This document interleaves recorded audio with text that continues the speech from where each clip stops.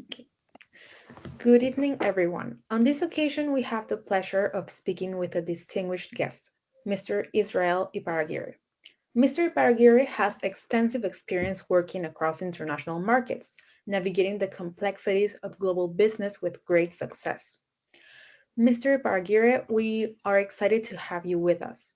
To begin, could you please introduce yourself and share with us a bit about your professional background? Specifically, we'd love to hear about your most recent role where you developed as a professional with significant international experience. Of course. Thank you very much for this invitation, for this meeting. So first of all, congratulate you for the job you are doing. It's pretty important in the topics you are managing at the university to know a bit about these topics of how doing business with other countries. So as you said, my name is Israeli Parraguirre. I have been working in the pharmaceutical industry, principally in the spectrum of the commercial business, since sales and managing, marketing, market access, and directing different countries in terms of the financial targets and the commercial targets. Working together with many partners in these countries in Central America, Latin America in general, Europe, and some points in US also. So for me, it's a pleasure, as I said, to be here with you and being of help in this activity you are carrying out. Thank you for sharing your professional background with us. Now we're going to start with the questions. The first section is about etiquette. We would like to know, how do you ensure respect for local business etiquette when entering a new market or working with foreign clients? Well, it's important to first understand which is the customs and habits of different countries when you have these kind of interactions or business activities. So for me, what have been working pretty well is to prepare myself and my team for these interactions, for this evaluation of the country and business activities that we are going to make in these different countries to know a little bit before going to start these interactions with customs on other clients helps a lot and give us a perspective on how to interact with them in terms of business to create a solid long-lasting relations with customers and stakeholders. So the first recommendation I used to manage for me and for my team is to anticipate and to make a little research at least to understand how are these habits and customs, as I said, to manage with success the meetings and the business interactions. That's very interesting. Now, we would like to know, have you encountered situations where local etiquette conflicted with your own cultural norms? And in those cases, how did you manage it? Fortunately not. Fortunately, I have not managed a critical situation when I have ethical conflict with different interactions with customers. But it's important, for example, in terms of etiquette and in terms of how the people doing business in different countries to understand, for example, the small things, for example, how they greet each other, how they talk each other. Sometimes in some countries, for example, in Europe, they usually respect the space to speak in order and not to talk at the same time, for example, or they try to be always pretty punctual to start the meeting with with all the preparation you can give to them to try to anticipate which is the topic you are going to manage with them. And in case of, for example, people from France, they used to greet each other giving two kisses, for example, which is not so common for our countries in Latin America. So you have to be prepared for that kind of greetings when you are facing a personalized meeting, for example, or a one-to-one meeting in life. But when you manage meetings, for example, remotely or virtual meetings, it's more natural, the conversation, and depending of the kind of meetings you are going to have, you can be more formal, more structured, or maybe more, more uh, informal, or more comfortable in terms of how to manage the conversation or the meeting with them. Okay, and to close this section, what are some common etiquette mistakes that you have seen in international business and how can they be avoided? I think that assuming is one of the biggest mistakes you can have in this relationship with stakeholders in different countries.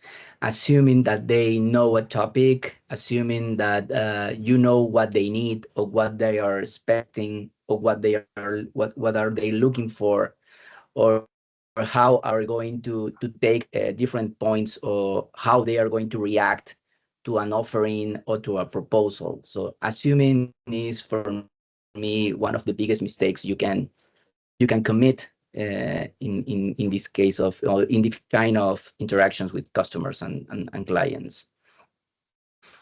And another maybe to be not so formal, depending of the topic, as I mentioned, but trying always being formal is like walking by the sure pathway.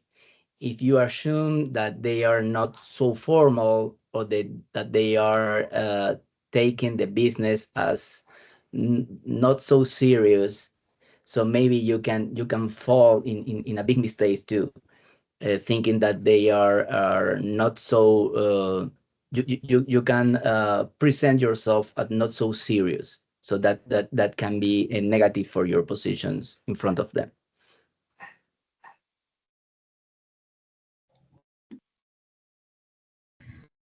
Good evening. My name is Brunella Del Canto, and I'm going to continue with the questions. Now we're moving to the communication channels. So we would like to know, how do you adjust your communication style when working with teams across different time zones or countries? Yeah, well, that is a pretty interesting question, because if you are talking with a team in Europe, for example, you have like 7 to 8 or 6 hours difference, so you have to plan in your schedule very carefully in order to meet with the work time that they are expecting from you. If the meeting is virtual, with the majority of cases when you work with Europe or with other countries in Latin America, for the facility, for the openness of the technology, you usually have virtual meetings.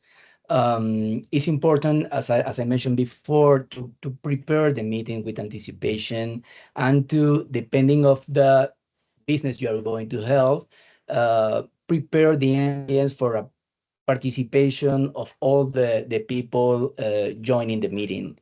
So I usually start setting some rules in terms of how are we going to develop the meeting, how we are expecting to manage the participation of all the team. Sometimes, for example, if you are presenting a business plan, a marketing plan, or a financial plan, you can set the rules to the people to giving you the answers at the end of the presentation, for example. But if your topic is more like day by day business, or an update or a recap of what happened in the last week, or like hot topics that you are going to review with them, maybe you can open the discussion since the beginning and start having a more fluid interaction with each of the participants in the meeting. And of course, this depends also if the meeting is with your team, for example, with me and my team, and the topic we are going to manage is more about update, for example, or totally meeting or a client or a stakeholder. So usually, as I said before,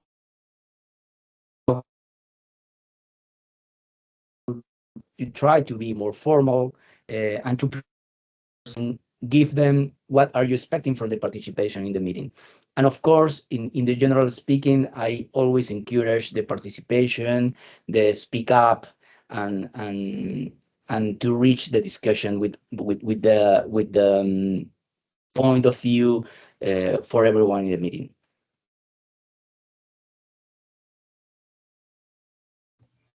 Okay. And have you noticed any cultural preference for certain communication tools like email versus instant messaging? And how do you accommodate them? Well, that is another good question. Email is, of course, naturally the more formal, so it helps a lot when you want to follow up over a topic and to recap some appointments that you previous had with your coworkers, with your partners, or with external stakeholders. That email is not necessary during all the time the more practical because you have to spend sometimes to read all the emails to prepare the answer and to of course make the follow-up to these meetings or emails. So I always prefer to the direct interaction. If it's in person, it's for me better. And if I am having an interaction with people from other countries, of course, I prefer making a Zoom call, a Teams call, to see each other by camera, to talk directly. For me, works better. I usually work with phone calls, with WhatsApp, and basically that is all the tools that I use to manage. That's very interesting. Now, let's talk about working in teams. In your experience, how do leadership styles differ across cultures, and how do you adapt them to when working in international teams? Yes, well, working with international teams requires to understand how they behave and which are the cultural environment, the habits, the customs they have. So I used to practice a leadership style always open to enrich the discussion, having the different points of view to have a multiple perspective to develop a specific topic or a specific matter or problem that we are going to solve. I used to expect for the people to participate a lot, to raise the hand, to speak up, and of course, always starting with a clear agenda, setting the expectation what we are going to discuss, and end with a summary that at the beginning it has to be anticipated to the team and then share with all the participants once you finish the communication and the conversation. With that, you can make a recap and you can make a follow-up of all the arrangements you made during the meeting or the interaction. Okay, and have you found any technique that work well for building rapports and trust in virtual or multicultural teams? Yes, I try to be not so formal when I am working with my team, trying to break the ice with a recent new. I try to give the positive news, positive results, and focus at the beginning on how we are doing well, sharing positive experience, having learnings from all another countries and sharing best practices. Always this used to be pretty of a lot of help at the beginning of the meeting, and then starting clear expectation of how we are going to manage the rest of the meeting.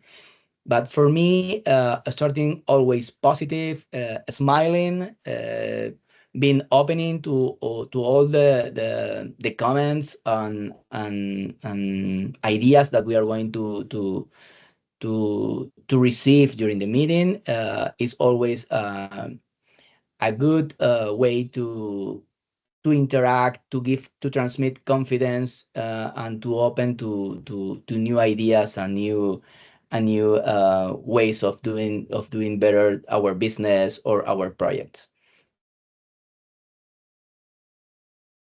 Good evening. My name is Maria Paz Cueto Luna, and I'm going to continue with the questions about the fourth section, conducting meetings.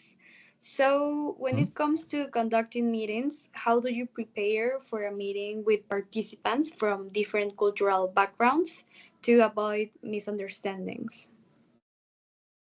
Yes, to avoid misunderstandings and to prepare the meeting at the best way possible, I participants a pre-read. For example, if we are going to discuss on a specific topic or a specific plan, I used to send all the participants, uh, me directly or through my team, a pre-read, a clear agenda, so they can have all the information previous to the meeting and go direct to the point to discuss the key elements we are going to define, or we are going to look to solve a problem, or to give a new idea for a project, for example, and being more productive. I try with this to shorten the time of learning what is the topic we are going to talk, and go straight to the point, to the richest part of the discussion. With that, we cannot leave in surprises or topics that we are not knowing since the beginning. And as I said, I can have more productivity of all the participants in the meeting if I starting with a pre-read or with a summary of what are we going to discuss during the meeting. Okay, so the second question is, have you had to modify the structure or format of meetings when working in different countries? If so, how? Yes, we as Latin Americans, we are more Cali people, so we used to value the closeness that we can establish with the people, that kind of friendship or close relationship that we can establish with the people that is from Latin America. So when I start planning meetings with them, I am trying to find a common place for everyone.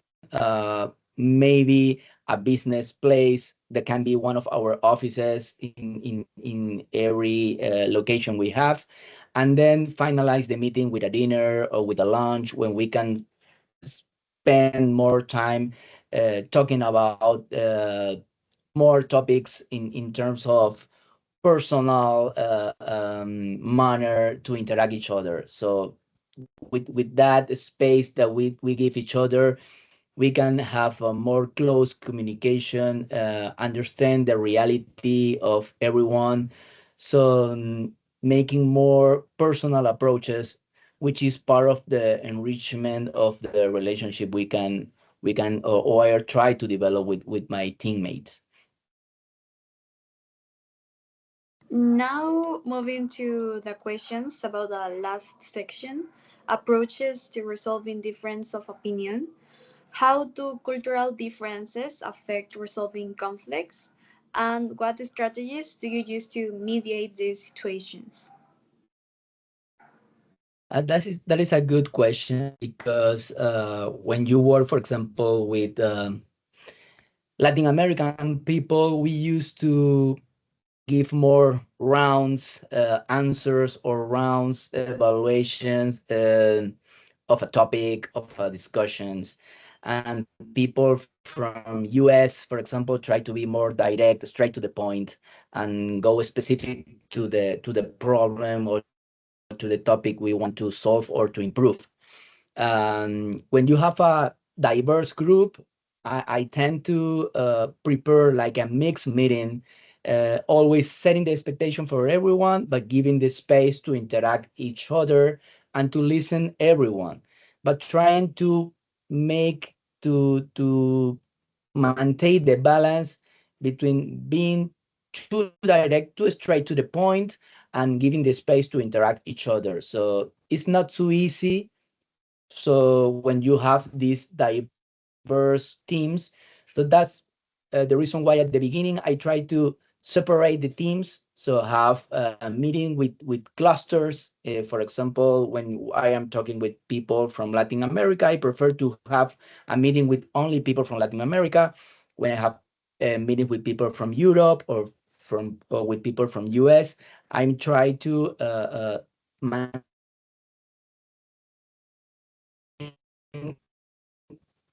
if I can, if it's possible, all of them, if we have to define the topics or the final questions or the final evaluation of a specific topic, in order to have a more balanced manage of the meeting, and to avoid this difference between the people who wants to give more rounds to a point, or start to evaluating many points of view, and balance with the people that one wants to go direct to the answer, to the solve of the problem, or straight to the point. Great. So, can you describe a situation where you had to use different conflict resolutions methods depending on the cultural background of the parties involved? Yes. For example, it's related with the question that you made me before. When you are interacting with people from Europe or from US, you need to be more precise, and you need to give them concrete examples. You have to be qualitative, but also quantitative. And in the feedback you give, you have to be prepared to receive also the feedback. And when you offer the feedback, you have to give them not only what you think, what you perceive as a situation, but you have to talk with them with a specific examples in order to explain why you are giving that feedback, or what you are expecting that solution, for example, for a problem. Uh, Obviously, you have to make the same when you talk with people in Latin America, but the smooth difference is like when you start talking with people from Latin American countries, you have to let them know to speak, to let you know what they are thinking about the problem or on a specific topic, for example. And then once you have all the elements of how they are managing the situation, you start giving your feedback, starting with the general points of view, with the qualitative approach, and then finalizing with the specific points with quantitative examples or situations, in order to close the circle and to give them a complete perspective of what are you going to discuss with them, or how you expect from them to manage a different topic or situation, for example. Okay, and the last question is, do you rely more on direct or indirect communication when handling conflicts in international teams? How do you do? how do you decide which approach is more appropriate?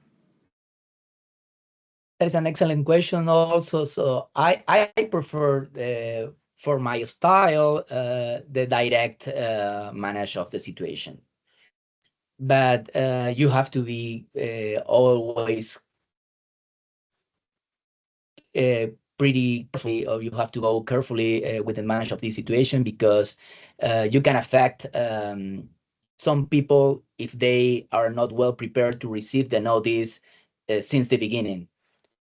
So depending of the knowledge you have of them, the interaction you can receive, you can start talking with the human resources or labor relations department to understand more if you don't have the clear overview of one person, of one coworker, for example, to understand which is the better approach works with them. But if you don't have that information, you can start trying not being so direct at the beginning, and give space for them to let you the insights of what they are thinking, and then try to go to the point step by step, but finally always being totally clear and validate with the person if the topic has been managing totally clear for them. For me, I used to talk,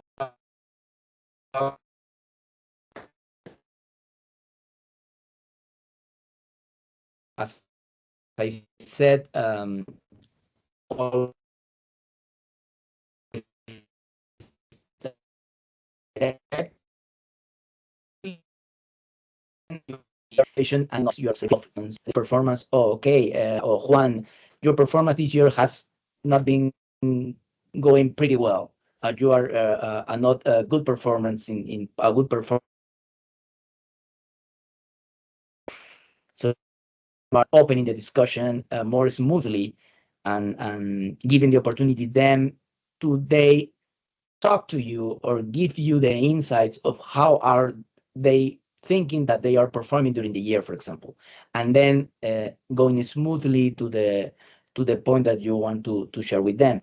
But for example, if you want to solve an urgent matter with a customer and you need to solve it immediately because a customer, a product or a service is in risk, you have to go straight to the point. So, Carla, Juan, we have to solve this immediately. So, depending of the situation, if it's an urgent matter that you want to solve, you can decide if you are going straight to the point or if you can go step by step to manage the situation. But as I said, again, I prefer the direct speaking with the people. Thank you so much, Mr. Paraguirre, for sharing your invaluable insights and experiences with us today. Your perspectives on navigating etiquette, communication, and conflict resolution in an international setting have given us a deeper understanding of what it takes to succeed in global business environments. Once again, thank you, and we wish you continued success in your global ventures. Thank you, you, and all the success in this project you are managing in the university. Thank you. Okay, bye bye. Thank you. Thank you.